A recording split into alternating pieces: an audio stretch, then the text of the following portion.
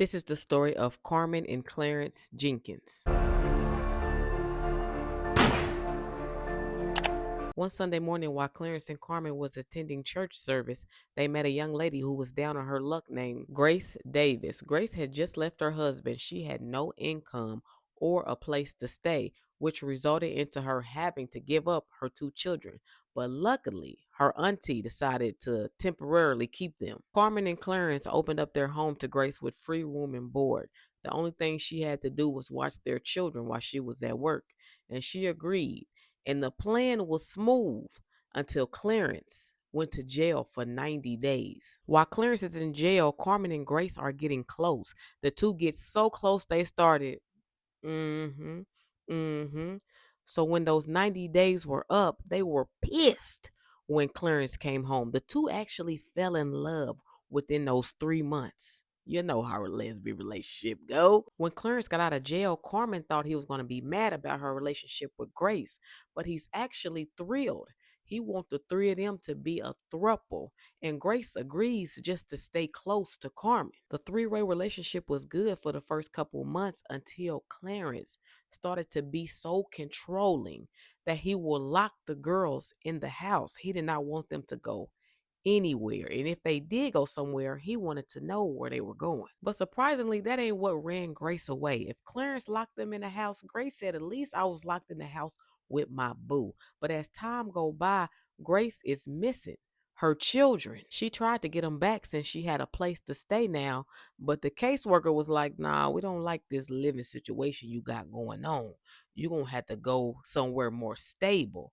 So that's what Grace did. Grace had to leave the throuple just so she can get her children back. Clarence is pissed, so pissed that he decided to come up with a plan to scare Grace back into their three-way relationship. On April 6, 2008, Clarence goes to a staffing agency where he frequents for odd jobs.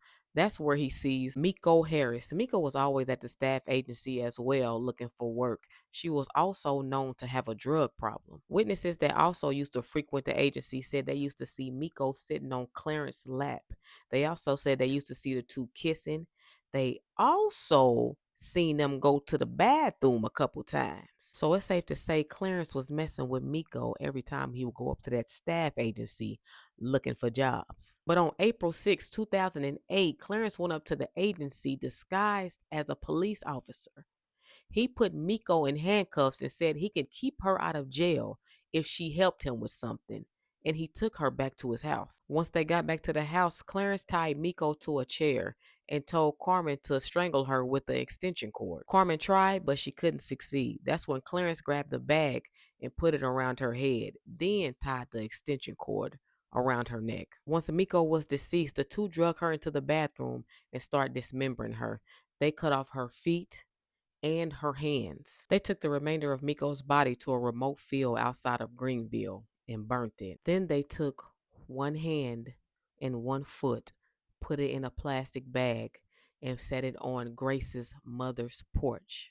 Then they took Miko's other hand and foot and put it on Grace's auntie's porch. Two separate houses. Both bags had a letter attached to them demanding money and demanding for Grace to come back, with the email attached for her to get in contact with them. Grace's mother and auntie contact the police about the bag and the letter on the porch, but neither one of them have talked to Grace. So now they thinking that these are Grace's body parts in these bags.